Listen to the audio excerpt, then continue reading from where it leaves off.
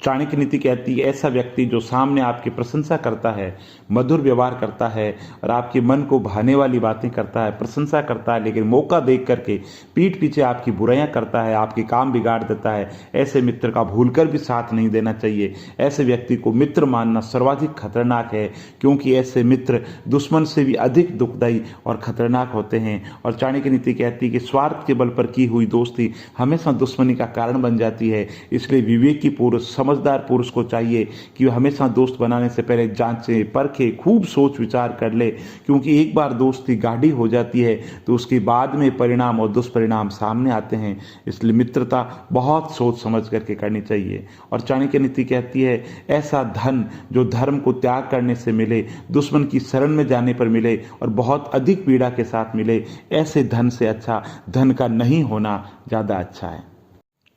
चाणक्य नीति कहती है यदि किसी का स्वभाव अच्छा है तो उसे किसी और गुण की क्या जरूरत है। यदि आदमी के पास प्रसिद्धि है तो भला उसे किसी श्रृंगार की क्या आवश्यकता है। संतुलित दिमाग जैसी कोई सादगी नहीं, संतोष जैसा कोई सुख नहीं, लोभ जैसी कोई बीमारी नहीं और दया जैसा कोई पुण्य नहीं। और चाणक्य नीति कहती है कि जीवन के अंदर कभी किसी के सामने अपनी सफाई पेश मत करना, क्योंकि जिसे तुम पर विश्वास है उसे जरूरत नहीं है और जिसे तुम पर विश्वास नहीं है वो मानेगा नहीं।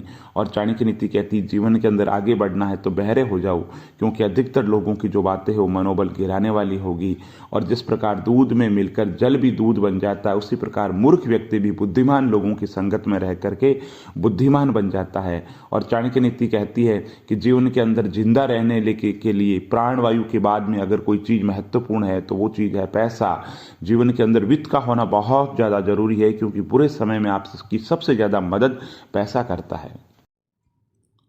चाणक्य नीति कहती कि आलस्य में बिताया गया जीवन आत्महत्या के समान है और जो लोग किसी और के लिए अपनी ज़िंदगी जीने के नियम तोड़ते हैं वे आगे चल कर के दुखी होते हैं। इसलिए जीवन के अंतर्गत ये तय करो कि आपको क्या करना है और आप कोई भी काम करो उसके करने से पहले उसका विश्लेषण करना बहुत ज़्यादा ज़रूरी है। और बुरे समय में थामा गया हाथ कामयाबी पर तालियां बजाने वाले हाथों से बेहतर है।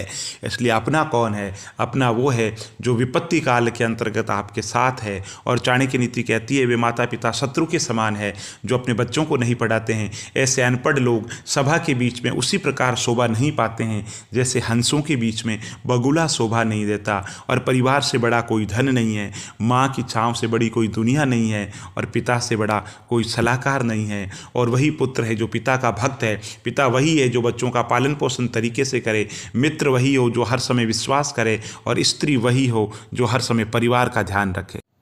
चाणक्य नीति कहती है कि जिस प्रकार एक धूप जलाने से पूरे घर में खुशबू फैल जाती है, उसी प्रकार से शिक्षा के माध्यम से पूरे परिवार में, समाज के अंदर, घर के अंदर वो व्यक्ति नाम कमाता है, वो खुद सुशोभित होता है। शिक्षा रूपी संस्कार से, शिक्षा रूपी धूप से वो खुद आलोकित होता है, वो औरों का आलोकित करता है। इसलिए चाणक्य नीति कहती है कि माँ बाप बच्चों को अच्छे तरीके से शिक्षा जरूर दे, क्योंकि शिक्षा विहीन जो व्यक्ति है वो कहीं भी आदर नहीं पाता है। और चाणक्य नीति कहती है कि जिसके पास संयम और सब्र की ताकत होती है वो हर परिस्थिति का मुकाबला आसानी से कर लेता है। और चाणक्य नीति कहती है कि जीवन के अंदर ज्ञान से बढ़कर कोई गुरु नहीं है और काम वासना के समान कोई रोग नहीं है और क्रोध के समान कोई आग नहीं है और जीवन के अंदर अज्ञान जैसा कोई शत्रु नहीं है।